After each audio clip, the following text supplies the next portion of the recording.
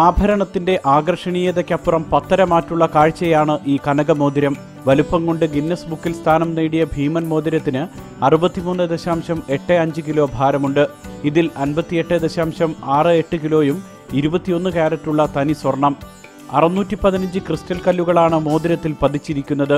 കണ്ണഞ്ചിപ്പിക്കുന്ന ഈ കല്ലുകൾക്ക് 5.25 കിലോയോളം ഭാരമുണ്ട്. സൗദി അറേബ്യയിലാണ് ഭീമൻ മോതിരം നിർമ്മിച്ചത്. 55 തൊഴിലാളികൾ 45 ദിവസം ജോലി ചെയ്താണ് മോതിര രാജാവിനെ പൂർത്തിയാക്കിയത്. ധേര ഗോൾഡ് സൂക്കിലെ കാൻസ് ജ്വല്ലറിയിൽ പ്രദർശിപ്പിച്ച അത്ഭുത മോതിരം കാണാനും ഇതിനു മുന്നിൽ നിന്ന് ഫോട്ടോ എടുക്കാനുമായി നിരവധി പേരാണ് ഓരോ ദിവസവും എത്തുന്നത്.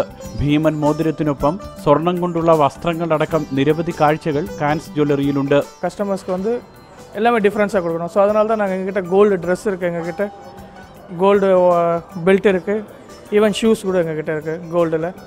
ஸோ நாங்கள் எப்பயுமே டிஃப்ரென்ஸ்.